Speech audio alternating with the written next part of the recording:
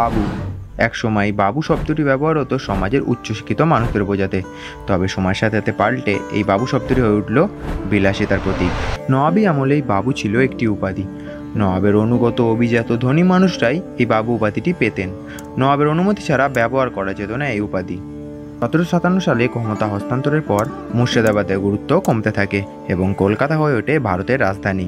সেই সময় সুবিশাল ভারতবর্ষ শাসন করতে ইংরেজদের সাহায্য করার জন্য এগিয়েছিল কিছু মানুষ, যারা ইংরেজদের পদলেহন করে দেওয়ান, মুন্সি, তহবিলদারের মতো কিছু পদে বসে রাতারাতি বড়লোক হয়ে গিয়েছিল এবং ইংরেজরাই এদেরকে উপাধি দিয়েছিল বাবু।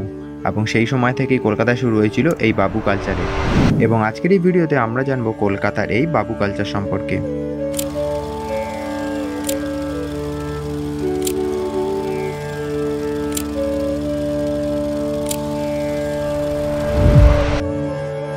এই বাবুদের জীবনযাপনের প্রধান বৈশিষ্ট্য ছিল বিলাসিতা। এই বাবুরা ঠাটবাটে ইংরেজ সাহেবদের থেকে কিছু কম ছিল না। এই সমস্ত বাবুদের বর্ণনা পাওয়া যায় বিভিন্ন লেখকের লেখনীতে। যেমন এই বাবুদের গায়ে থাকতো মসলিনের পোশাক ও কালো পেরে ধুতি, পায়ে থাকতো শৌখিন জুতো।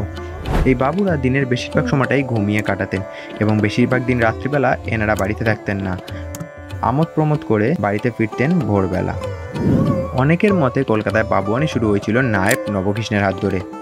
পলাশী যুদ্ধের পর 1757 সালেই তিনি শুরু করেছিলেন তার বাড়িতে দুর্গাপুজো। সেই সময় দুর্গাপুজোয় আমন্ত্রিত থাকতো বড় বড় ইংরেজ সাহেব ও উচ্চপদস্থ অফিসাররা। তারাই তার আপ্যায়নে খুশি হয়ে নবকৃষ্ণকে রাজা উপাধি দিয়েছিলেন। সেই সময় তার দুর্গাপুজোর বহর দেখে চমকে যেতেন বড় বড় ব্রিটিশ অফিসাররাও। এমনটাও শোনা যায় তিনি তার মায়ের শ্রাদ্ধ অনুষ্ঠানে সেই সময় প্রায় 9 লক্ষ টাকা খরচ করেছিলেন। এমন সব অদ্ভুত শখ ছিল এই বাবুদের, যেমন ঘুড়ি ওড়ানো, বুলবুলির লড়াই দেখা, গান বাজনা করা ইত্যাদি। তবে এগুলো তারা খুব সাধারণভাবে করতেন না। যেমন কোনো বাবু ঘুড়ি ওড়ানোর সময় তার মাঞ্জাতে 5-10 টাকার নোট বেঁধে ঘুড়ি ওড়াতেন। শামিয়ানা টাঙিয়ে হাজার হাজার লোক এনে 2 বাবুর মধ্যে হতো বুলবুলির লড়াই। একজন বাবু তার ছেলে মেয়ের বিয়েতে বা বাপ মায়ের শ্রাদ্ধে 2 থেকে 10 লক্ষ টাকা ব্যয় করত।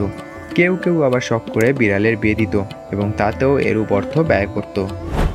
এইসব উৎসবে আমার নিমন্ত্রিত থাকতেন ইংরেজ সাহেব ও মেমরা এবং তাদের আপ্যায়নের জন্য থাকতো সুরা ও খানাপিনার ব্যবস্থা।